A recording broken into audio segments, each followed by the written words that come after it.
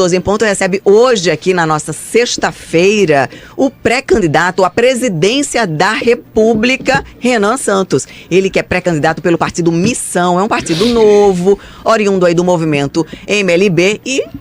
MBL.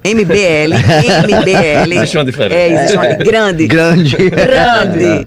E aí ele está aqui já na nossa bancada. Renan, muito boa tarde. Seja bem-vindo ao 12 em Ponto. Olha, uma boa tarde a todos. Muito obrigado, uma honra estar aqui com vocês. E assim, eu te digo que fique tranquilo com a confusão, que no começo eu confundi a gente com o MPL, que era o movimento Passe Livre. Aí eu tinha, não, eu não sou do Passe Livre. Aí virei o MBL, aí agora tem um MLB. Então tá tudo bem, mas é o MBL. É o Missão, no caso, né? Agora é o partido, é que o partido e o movimento são coisas diferentes. O movimento é o MBL e o partido é o Missão. Posso ainda me intrometer de novo? Claro. É uma menina o partido, é a Missão. A Missão. Olha, é igual a rede de sustentabilidade. A gente fala de a rede, o partido é a Missão.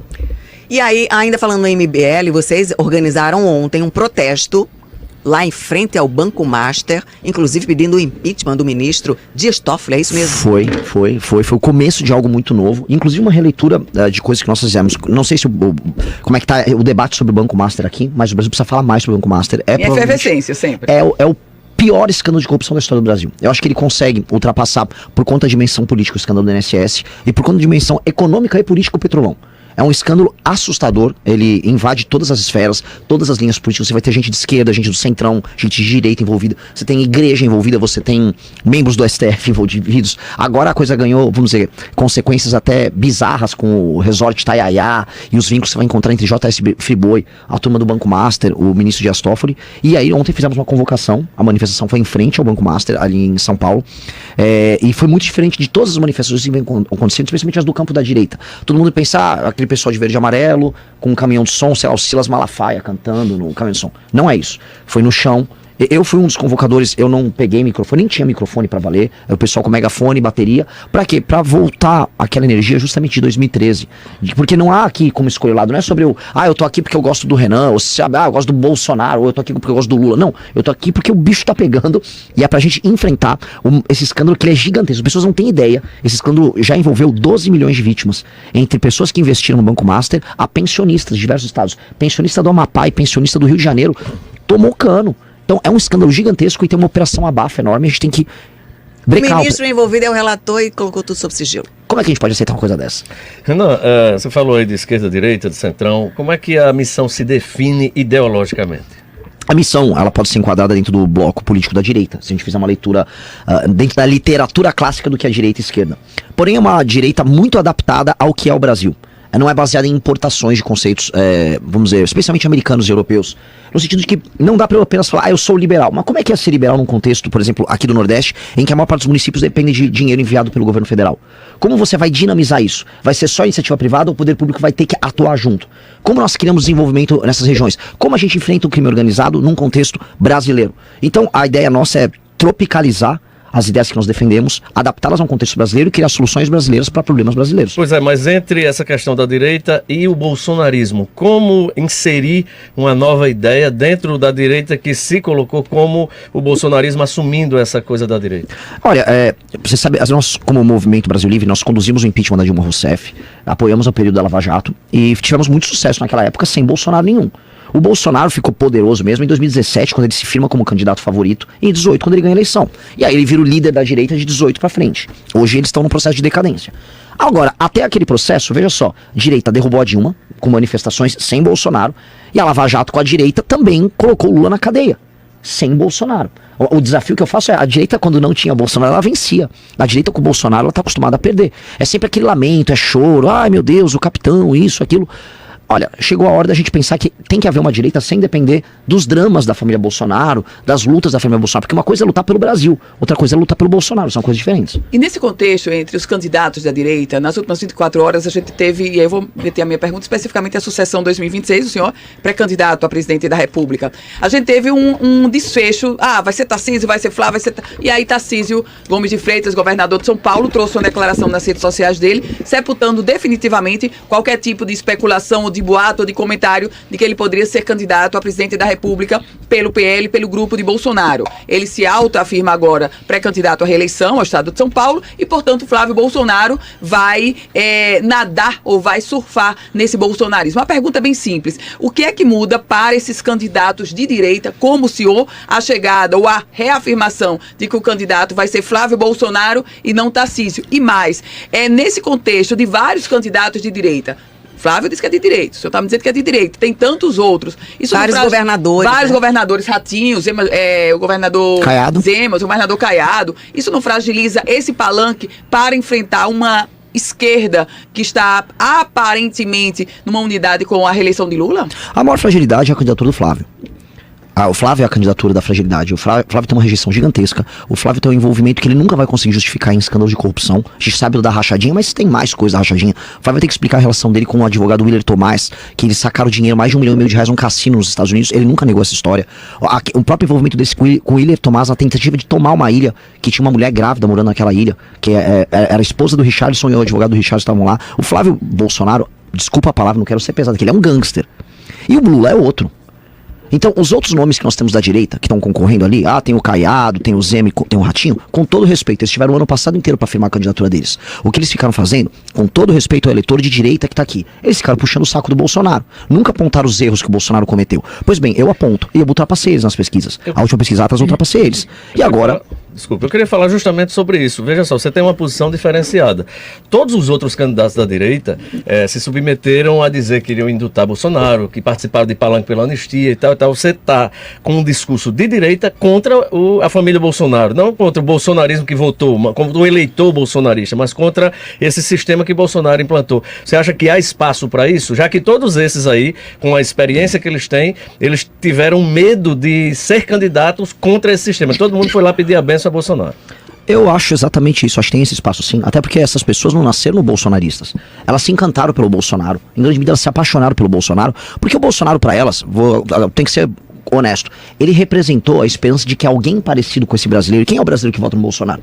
É um cidadão em geral produtivo, economicamente ativo, é um cidadão que ele defende um conjunto de valores tradicionais dentro da sociedade brasileira, é uma pessoa que está cansada da impunidade e ele está cansado da corrupção e do crime organizado. Vamos botar aqui, a gente pode fazer um mix aqui. O erro desse eleitor é que ele achou que o Bolsonaro ia fazer alguma coisa contra esses problemas e que ele representava de fato esse cara. Ele não representa. Ele se desencantou, então? Ele não, uma parte está encantada ainda. Existe pelo menos 15% do eleitorado que está encantado. Do antipetismo como um todo, vamos colocar aqui, 30% do antipetismo continua encantado com o Bolsonaro e é isso que vai permitir que o Flávio largue sempre bem. O resto é recall do próprio antipetismo. A questão é que o eleitor antipetista, que é diferente do eleitor bolsonarista, o eleitor antipetista, o eleitor conservador, ele precisa ter outras alternativas que respondam os problemas do Brasil para ele. Por exemplo, o maior problema do brasileiro, todas as pesquisas captam, é o quê? Crime organizado e violência, em todos os lugares. Essa sua camisa, prendeu, matou, tem alguma coisa tem a ver com porque a gente começou essa campanha. Pauta do crime organizado? Sim, a gente precisa mudar as leis penais brasileiras, as leis de execução penal no Brasil, e nós precisamos instituir o que a gente chama de direito penal do inimigo, uma teoria de um jurista lá da Alemanha, que configura uma organização criminosa, como nós temos aqui, já no Rio Grande do Norte, fiquei chocado em saber isso. Configura elas como grupos terroristas, e aí um traficante, uma pessoa que comete crimes regularmente dentro de uma facção, ele não dispõe dos mesmos direitos e prerrogativas que o cidadão comum. O que eu quero dizer é o seguinte, se vamos botar aqui, o Túlio, alguém, sei lá, demos um soco em alguém na rua, a gente tem as nossas prerrogativas. Temos que ser punidos porque cometemos um crime, mas temos nossos direitos e prerrogativas como um cidadão que reconhece a lei. Uma pessoa que faz parte de uma facção, ela não reconhece a lei do Brasil. Portanto, a lei do Brasil tem que ser muito dura com ela, porque ela tem que ter um status especial. Esse prendeu, matou é o quê? Pena de morte que você não necessariamente, ainda que a gente está discutindo a questão da pena de morte também. Não necessariamente. A questão do prendeu, matou é, se você faz parte de uma facção e você vem com uma metralhadora receber a polícia, ou você se entrega ou você vai morrer. Não tem conversa, não tem discussão sobre... Não, porque o direito humano do cara que tá portando uma AR-15, ele tem que... Não. Mas isso não existe. O confronto hoje já existe isso. Não. O confronto já existe. A questão toda é que o ato de haver o confronto, você vai pegar a DPF das favelas. Hoje você tem exércitos montados dentro das favelas. Rio de Janeiro é o caso mais emblemático, mas não é só o Rio de Janeiro. Se vocês forem pro Ceará, porque o Rio de Janeiro é todo mundo, é quase um negócio anedótico. Não, o Ceará é muito mais perigoso que o Rio. Se bobear, tem que ver os números aqui no Rio Grande do Norte. Em termos de facções e em termos de mortes, homicídios. As trocas de tiro que tem entre eles são muito mais perigosas. Você permite no Estado brasileiro a existência de territórios inteiros em que há ocupação e os caras andam armados ali dentro. O Estado sabe. No Rio de Janeiro, especificamente na DPF das favelas, você não pode fazer uma invasão se você não tiver toda uma reunião com inúmeros órgãos e sempre vaza. E sempre tanto que o Ursão, lá do Comando Vermelho, nessa última operação que foi montada no Rio, ele não estava lá. Ele já se pirulitou, ele sabia que tinha. Então, a ideia do Prender Matou é leis muito mais duras e a reocupação por parte do Estado desses territórios que hoje pertencem ao crime organizado. Voltando às eleições 26, o senhor coloca-se como de direita, uma direita mais moderada, vamos dizer Não assim? sou moderado. Não é moderado? Moderado é o Flávio que é corrupto. Moderado é o Flávio A que é gente corrupto. trouxe recentemente os dados da pesquisa Atlas Intel, que no segundo turno projetou Flávio Bolsonaro com Lula, 45 e 49. Uma pergunta, entendo o segundo turno e o senhor não indo para o segundo turno ou estando no seu, vou colocar a hipótese de não indo, o senhor apoiaria Flávio Bolsonaro? Eu nunca vou imaginar uma hipótese em que eu vou entrar numa luta pensando na minha derrota. Então, essa hipótese não existe na minha cabeça. Eu tô rodando no Nordeste, eu tô sob ameaça. Assim, no Ceará eu já tenho ameaças de morte no Ceará. Eu não vou chegar no Ceará pensando se eu não vou pro segundo turno. Você nunca entra numa guerra pra perder. Essa hipótese não existe na minha cabeça. Você está falando muito aí dessa questão da segurança pública, de combate ao crime organizado. Essa vai ser a bandeira principal de luta da missão, vamos dizer assim. Combate ao crime organizado. De combate ao crime organizado, para se diferenciar dos demais, porque o Caiado também tem essa bandeira, né? Dizendo que lá o estado dele é o mais seguro do Brasil, que bandido lá não tem Não se jeito. cria, eu vi. Né? Eu vi ele falando. Qual a sua diferença então para Caiado nesse caso? É porque a segurança pública, ela é um dos 3 ou 4 temas prioritários para salvar o Brasil. O maior problema do Brasil é como a gente resolver as desigualdades regionais. Minha questão, inclusive, só uma curiosidade, se vocês abrirem o demográfico da pesquisa Atlas, as regiões que eu vou melhor são Norte e Nordeste. Porque eu sou o único que está tratando os problemas dessas regiões. E na verdade... E o que você propõe para desenvolver o Nordeste? Você está começando a sua pré-campanha justamente aqui pelo Nordeste. Quais são as suas plataformas para desenvolver o Nordeste? Vamos lá, eu amo esse tema e, enfim, espero contribuir muito aqui, porque é difícil tratar do assunto. Nós temos aqui no Nordeste desigualdades, quando comparadas com o restante do Brasil, muito agudas. E às vezes as pessoas não gostam de falar, porque isso às vezes machuca as pessoas. A questão é, a maior parte dos municípios do Nordeste dependem de dinheiro vindo do governo federal, que significa dinheiro de outros estados para sobreviver. Isso. Você tem muitos municípios, os municípios não são autossustentáveis, você tem oligarquias políticas muito corruptas que administram esses municípios, e você não consegue sair do lugar. Esses lugares geram um problema para a federação, porque qual é o problema da federação? Um problema representativo, como a base da democracia brasileira, e aqui é uma provocação para o Brasil todo, maiormente para o Nordeste, é a compra de voto. Vereadores, prefeitos e deputados se elegem compra de voto. Isso acontece com uma intensidade maior aqui. A qualidade da representação que vai para o Congresso do Nordeste, ela é ainda pior. E esse é um problema. E isso afeta a tomada de decisões de todo o Brasil. Você tem figuras, por exemplo, como, vamos dar um exemplo, Arthur Lira, que foi pego agora pelo Flávio Dino numa operação. Ou você vai pegar na região norte, vai pegar o Alcolumbre, que é o presidente do Senado. O Lira foi presidente da Câmara. Você vai pegar o Hugo Mota, lá com a turma dele de Patos, no interior da Paraíba. São pessoas que representam estados com economias que estão claudicantes, altamente dependentes, mas ao mesmo tempo são super poderosos. E aí, mas calma, calma que deixa eu molhar o bico.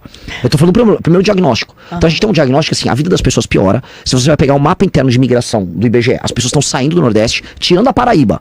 Paraíba tem um caso específico em que pessoas migraram para Paraíba. O resto das pessoas estão indo embora. O que eu proponho para o Nordeste é muito simples. Nós temos que gerar classe média urgentemente no Nordeste. Isso passa por aumento da complexidade da atividade econômica. E alguns lugares têm atividade econômica mais complexa. Por exemplo, a região de Mossoró, aqui no estado, é uma região claramente, assim, os pressupostos pra gente conseguir começar a bombar em Mossoró estão certos, estão dados. Aqui em Natal também tinha que ter porto. Aqui em Natal a gente podia usar o exemplo de Recife, que teve o porto digital deles. Falaram que iam fazer um porto digital aqui em Natal, acabaram nunca fazendo. Ou seja, você formar uma classe média, usar a tecnologia, agregar valor à produção das pessoas. Uma coisa que a gente vê, por exemplo, aqui, o Rio Grande do Norte, me corrijam, acho que é o maior produtor de melão do mundo. Existe alguma marca de sorvete, de suco, nacional ou internacional, oriunda aqui do estado? Então, existe uma questão de aumento de complexidade que a gente precisa gerar desesperadamente. E para isso, como é que a gente vai fazer? Financiamento e trabalhar para ter uma zona econômica especial, igual tem na China. Nós precisamos de zonas econômicas especiais no Nordeste, para você gerar classe média, aumento de produtividade econômica através de indústria, e aí com base nisso, exportação, e aí você começa a equilibrar o jogo. Tem um estudo, calma que eu vou te passar a bola, Túlio. Tem um estudo maravilhoso. Tu me bronca? Pode ir. Pode contar. É que eu não gosto, eu tô segurando tudo aqui, calma que eu vou. É que assim, tem um estudo que a gente fez que mostra, quanto mais você gera classe média, menos as pessoas votam no centrão, porque menos as pessoas vendem o voto. E isso é fundamental para gerar, inclusive, cidadania aqui. Pois é, mas você falou do Centrão, eu queria falar justamente sobre isso. Quando o Bolsonaro estava em campanha, ele abominava o Centrão, dizia que não queria conversa e chamava de tudo no mundo. Quando ganhou a eleição, um pouco tempo depois, o chefe do Centrão, que era Ciro Nogueira, foi chefe de gabinete dele. Como saber que Renan não vai fazer a mesma coisa? Porque Renan não é Bolsonaro, né? Então o Bolsonaro sempre foi do Centrão. A vida inteira dele... Desculpa, mas todos os presidentes são dependentes hoje do Congresso, e o Centrão principalmente. A questão é se você é conduzido pelo Congresso ou se você conduz o Congresso. O Fernando Henrique conduziu o Congresso. Fernando Henrique foi o presidente que mais fez reformas, ele Naquela conduziu época o não tinha Congresso. emenda impositiva. Naquela época tinha emenda também. Renan, Tinha emenda. Mas não impositivo. Eu sei, mas Como- você tá falando do orçamento secreto ou do emenda Não, das impositiva duas normal? coisas. Mas naquela época você dependia dele da mesma forma. Você tinha também loteamento de cargo naquela Sempre época. teve. Então ele era obrigado a lotear e ele não apenas loteou menos, como ele passou legislações que pro Centrão eram absolutamente suicidas. A lei de responsabilidade fiscal, ela foi uma coisa revolucionária que o Fernando Henrique passou. A questão é, o Fernando Henrique, que não era oriundo do Centrão, ele conseguiu passar reformas no Brasil e ele não foi conduzido pelo Centrão. O PT, em alguns poucos momentos, ele até conseguia, mas era na base da compra do parlamento. O Bolsonaro, que me desculpem os bolsonaristas, ele sempre foi conduzido pelo Centrão, porque ele não consegue imaginar fazer política para dentro do Centrão, porque ele sempre foi do Centrão. O Bolsonaro sempre falou, palavras dele, eu sou do Centrão. Então, um presidente da República, eu não quero muito me estender nisso, né? Tá bem legal a entrevista, mas às vezes eu tenho... Me corrija aqui, por favor, se eu tô falando muito, tá? Mas um presidente da República, ele tem que mudar o sistema de incentivo que dá poder pro Centrão. Hoje o Centrão tem as emendas do orçamento secreto. 65 bilhões. Como E que mexer vai com aumentar. isso? Como mexer com isso? Deixa eu perguntar que eu molho o bico e te Não, respondo. eu queria que você comentasse. Algumas pessoas, assim, alguns veículos acabam fazendo uma associação da sua imagem com a de Pablo Marçal, que foi candidato a governador em São Paulo. Parece. Como se o MBL estivesse lançando um novo Pablo Marçal. Como é que você vê esse tipo de comentário? E quem é Renan Santos? Para as pessoas que não conhecem ainda, o pré-candidato a presidente da República. Quem é você, né, a sua história, a sua profissão, enfim. Bom, se eu fosse o Paulo Marçal, o Túlio já teria dado uma cadeirada em mim aqui. Né? A coisa já estava em outro nível, né? O que eu posso falar assim, eu tenho um asco do Paulo Marçal. Eu acho ele um sujeito baixo, viu? Eu acho ele um enganador. Eu tava falando assim, Lula, Bolsonaro, ambos mentem pro eleitor. O Pablo Marçal transforma os dois na Madre Teresa de Calcutá. Minha nossa. O Pablo Marçal é um super mentiroso. E infelizmente ele ganha dinheiro ludibriando as pessoas com aqueles cursos mentirosos dele. E fora as mentiras que ele fala no palco, ele fala, viu? O cara é uma máquina. Eu tô aqui falando verdade, vocês podem não concordar comigo num ponto, discordar, mas eu vou defender com argumentos meus pontos até o fim. Eu não tenho medo de absolutamente nenhuma pergunta e eu também não vou vir aqui lacrar pra cima de vocês. Tipo, eu vou usar você ou você de gancho pra eu... Não, vou te dar... Não, eu vou falar a real, vou falar o que eu penso, eventualmente vocês não vão gostar e é da vida. Não era o que ele fazia. O Pablo Marçal, inclusive, ele vinha nos lugares com um roteiro pra bater no jornalista. Não é isso que eu vou fazer. O projeto do MBL não é esse, o projeto do MBL é de longo prazo. O Marçal teve muito sucesso, ele quase venceu a Prefeitura de São Paulo. Se ele não mentisse lá com aquela carta do Boulos, ele tava no segundo turno e ele ganhava do Boulos. A questão é, ele acabou politicamente. Agora, nós não vamos, eu tenho um partido hoje. Esse perfil, né, seu, assim, de trazer a verdade, o debate e tal, a gente viu isso lá nos Estados Unidos com o Charlie Kirk, que foi assassinado. Vocês que se expõem do movimento MBL, que levam esse debate, que enfrentam, vocês temem aqui que no Brasil essa violência também possa chegar até vocês? Sim, porque ela tá rondando a gente. A Amanda, que é a nossa vereadora em São Paulo, tinha um maníaco que ficou atrás dela com faca, a gente teve que prender ele. Então, houve um trabalho junto com a polícia, a gente prendeu ele. 2 coletores de assinaturas do nosso partido, no ano retrasado, foram alvo de uma tentativa de assassinato. A gente conseguiu prender os rapazes que tentaram matar eles. Eu tenho recorrentes ameaças de morte, especialmente quando a gente começou a falar muito do Comando Vermelho, muito do PCC, começaram a bater muito na gente e virar essas ameaças. A pessoa mais ameaçada nossa é a Amanda. E de segundo lugar hoje sou eu. E você fica com um pouco de preocupação, hoje a gente tem que andar com segurança. Dito isso, a gente não pode mudar o que a gente faz. Em relação ao partido, é um partido novo e, consequentemente, tem dificuldades em relação ao comparativo com os outros. Eu quero falar sobre debate. Você tem como matéria-prima principal a voz, a fala, o conteúdo que você quer expor. O partido vai ter condição de participar de debates na eleição presidencial ou não?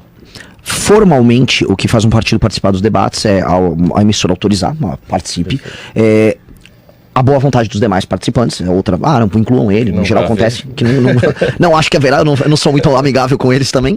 Ou o partido ter pelo menos 5 parlamentares, tá? Nós não apareceremos na eleição com 5 parlamentares, muito provavelmente. Tá? A gente não tá bem...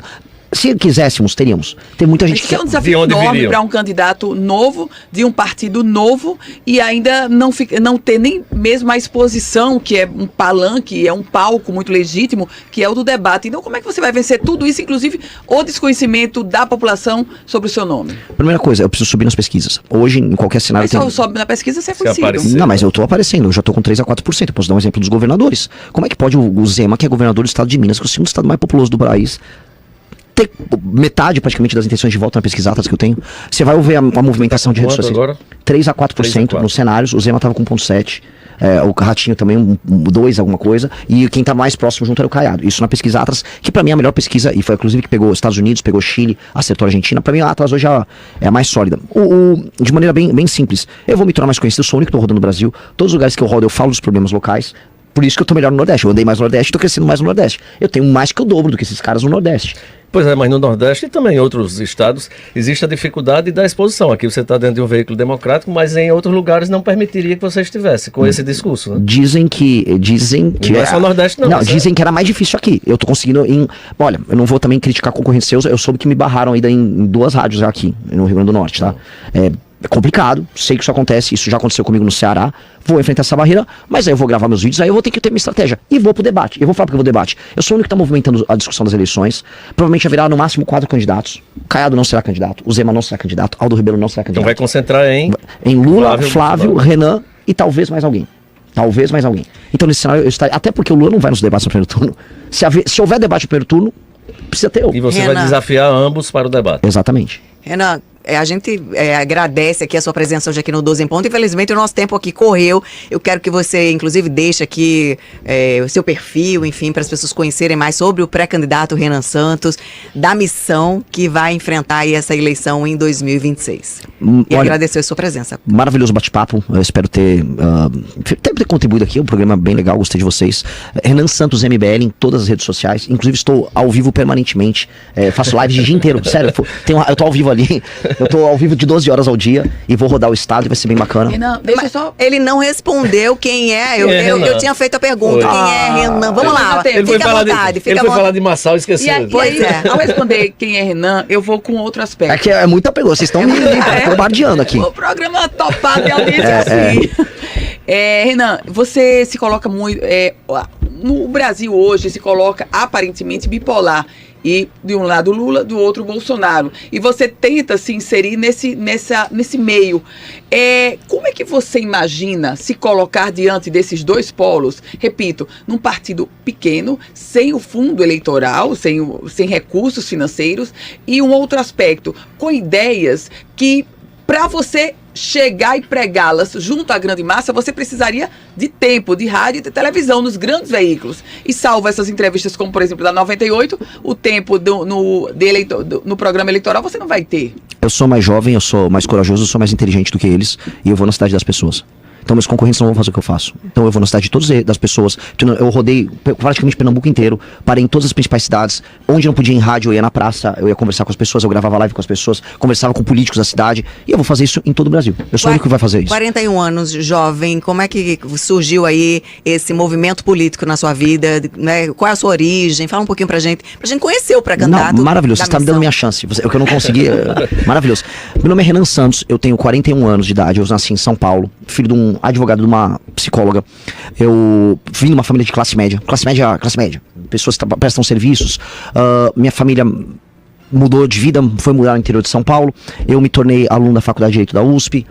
Larguei a faculdade, fiz política na faculdade, larguei a faculdade que eu não gostava, eu era briguento em termos políticos, já era um arrumador de confusão no melhor sentido do termo. Fui trabalhar com recuperação de empresas, aprendi muito, tomei muita paulada, virei empresário. Larguei aquilo quando veio as manifestações de 2013 e a crise econômica ali do governo Dilma I. A crise econômica atingiu a empresa que eu trabalhava. Fui começar a fazer política, liderei as manifestações pela queda da Dilma Rousseff, publiquei livro, hoje fundei uma revista, criei aplicativos. O Movimento Brasil Livre hoje fatura bastante graças ao trabalho que a gente faz. Hoje eu considero uma pessoa que é ao mesmo tempo um empresário, no sentido do terceiro setor, ou seja, eu crio coisas, administro coisas, tenho inúmeros funcionários, colaboradores, apoiadores na estrutura de trabalho da equipe, e tenho também um time de voluntários que trabalham pela causa aos milhares ao redor do Brasil. Sou apaixonado pelo Brasil. Meu objetivo na política não é aquelas coisas meio... Eu gosto de cuidar de gente. Não, honestamente eu não estou aqui para cuidar de ninguém. Eu estou aqui para tornar as pessoas emancipadas, e o que eu quero para mim não é dinheiro, nem sequer fama. Eu quero entrar para a história como alguém que mudou o Brasil. Eu só estou aqui para isso. Nunca foi candidato a nada, né? Nada. Você já fez demais, tudo. Especificar, você vê que eu gostei mais. Vocês estão brigando falar comigo, é bom, né? Especificamente no Rio Grande do Norte. Seu partido, a missão, obviamente que é um partido novo. E qual a estratégia desse partido para a sucessão no estado do Rio Grande do Norte? Norte. Aqui você está fazendo a campanha de presidente da República, mas a gente sabe que uma campanha de presidente precisa de um front stage, ou seja, de uma linha de frente também, governador, deputado estadual, deputado federal. Como é que você está organizando esse partido aqui no estado? Eu vou, se vocês toparem, eu posso trazer em primeira mão, no fim da minha turnê aqui, nossa candidatura para o governo. E os candidatos podem... Não, agora eu não posso falar. Quem espera faz a hora. Não, aqui, me dá 3 dias que eu entrego furo para vocês. Agora, vocês aqui... Mas assim, teremos deputados, chapa completa. Vocês têm representantes do MBL aqui no estado do Rio Grande do Norte, aqui em Natal. Como é que é esse movimento aqui, que inclusive trouxe você aqui para a nossa capital? A gente está criando quadros novos. A gente está com uma lógica regional e municipalista, no sentido de usar as redes sociais, mas não para pegar uma pessoa que mora, sei lá, em Panguaçu, para fazer vídeos sobre o Brasil o tempo todo. Não, vamos falar dos problemas regionais. Isso a gente está fazendo no Brasil inteiro.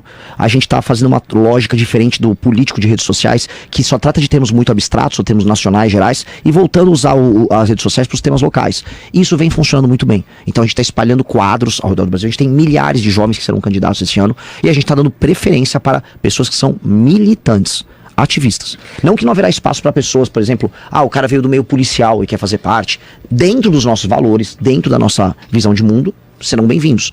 Não, aquela coisa assim, eu não tô dentro da sua visão de mundo, quero entrar no partido. Cara, boa sorte, vai ter um monte de partido aí pra você. Não, você parece ser muito sincero nas posições que toma. Eu falei do debate e faço a pergunta fazendo um contraponto. Quando Bolsonaro falava muito de Alexandre de Moraes, e quando teve diante dele, chamou ele perguntou se ele queria ser o vice. Ele chamava de ditador de todo mundo. Você, diante de Flávio Bolsonaro, vai chamá-lo de corrupto? Pelo amor de Deus, eu chamo ele todos os dias. Tanto ele quanto o Lula. De frente. Quanto ele quanto o Lula. É obrigação. No debate vocês três, você vai... É obrigação. Se eu não fizer isso, eu vou envergonhar não apenas o meu time, eu vou envergonhar toda a nossa trajetória. O Flávio Bolsonaro, assim, o Lula é meu inimigo natural. A função política do meu grupo é superar o petismo e criar um Brasil que dê certo. O Lula, o Brasil não dá certo? Não dá certo. Nós estamos há 20 e poucos anos com o petismo ocupando os espaços de poder, e o Brasil, ele perdeu o poder relativo perante o mundo. O Brasil é menor perante o mundo do que ele era. E o exemplo que eu sempre dou o Lula é como se fosse o capeta na nossa escatologia. O Flávio é o Judas. Renan. O Flávio é o Judas. O Flávio trocou o Brasil pelas moedas de prata, que era o dinheiro da rachadinha. Ele e o pai dele entregaram a Lava Jato, entregaram todo aquele governo, todas as possibilidades que aquele governo podia ter, porque ele era ladrão. Estão dizendo que ele me processou. Eu repito, palavra minha, não tem nada a ver com a rádio, tá? Renan falando, o Flávio é ladrão, e eu vou falar isso na cara dele. A obrigação, é um dever de homem. Se não for isso, eu sou um frouxo, eu não posso fazer isso. Você é novo e disse que nunca foi candidato. E a curiosidade em quem Renan votou para presidente nas últimas eleições? Eu posso listar desde que eu comecei a votar aqui. Eu votei Serra em 2002, eu votei Alckmin em 2006. Em 2010 eu votei, infelizmente, no Serra novamente. Em 2014 eu votei no Aécio, porque eram todos os candidatos basicamente que tinham antipetistas à disposição. Alckmin como vice de Lula. O Alckmin é um traidor. Vou dizer os votos. Em 2018 eu votei no Bolsonaro no segundo turno. Em 2022 eu anulei. O que você achou de Alckmin, então, que você já votou nele como vice, do que você chama aí do capeta? Eu conheço, o Geraldo está na categoria do Flávio dos Judas. Né? Para um eleitor de São Paulo, antipetista, o que ele fez é uma traição com o eleitor. Ele sabe disso. Você acabou de dizer que anulou o seu voto. E não seria uma traição ao próprio direito conquistado de votar no momento que você reconhece aqui e admite que anulou o seu voto? E outra, que tipo de exemplo você dá hoje ao dizer que anulou o seu voto e agora chegar para as pessoas, estou lhe provocando, e agora chegar para as pessoas e pedir um voto? Que não, assim, a provocação ela não funciona nesse sentido. Não, porque... estou provocando no sentido de ser direta. Sim. É que assim, quando a gente ganhou o direito de votar para presidente, ele pressupõe o direito de anular o voto também. Quando nós não tínhamos eleições diretas para presidente, você não tinha a possibilidade nem do voto branco e do nulo. Você não tinha o direito de deliberar sobre a existência da presidência. Quando eu peguei o voto nulo, eu avisei, o Lula é um ladrão e o Bolsonaro é um ladrão. O Lula é um cara que legou a maior crise política histórica do Brasil. O Bolsonaro aprofundou ela, estando na presidência da República. Aí a pessoa, não, mas quem é o menos pior? Bom, você prefere ser atropelado por um trem ou por um caminhão? É diferente, cada um vai achar, no trem dói menos. E se anular? Então você... se anular... Por um caminhão ou se anular? Então... Mas anular significa que eu sou oposição aos dois, que não importa quem ganha, eu vou enfrentar eles. Mas o destino do Brasil? O destino do Brasil seria ruim como ele está sendo. Os dois são opções muito ruins. E anular também seria Mas anular, eu só posso anular se eu não tenho uma terceira opção. Mas eu não tinha uma terceira opção. Hoje eu tô dando opção, por isso que eu sou candidato. Eu pergunto justamente... Porque eu não posso fazer campanha para algo que eu considero baixo. Eu não consigo sentar e falar, eu concordo com o PT com as políticas pró-crime que ele teve nos últimos anos, e falar, vou fazer um voto na democracia do Lula. Muito menos sentar com o Bolsonaro e ver o que ele fez na pandemia, o que ele fez com a nossa revolução. No Bolsonaro ele tem um tema pessoal, porque eu sou homem.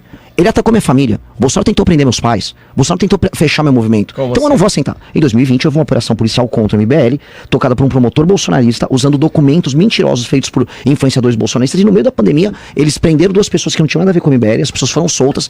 Falaram que eu roubei 400 milhões, que era tudo mentira. Fizeram uma pescaria probatória no escritório do MBL. Não encontraram nada. Nós fomos inocentados de tudo. E era uma operação policial que devia ter sigilo. Deputados do Bolsonaro sabiam da operação um dia antes e estavam fazendo troço na internet.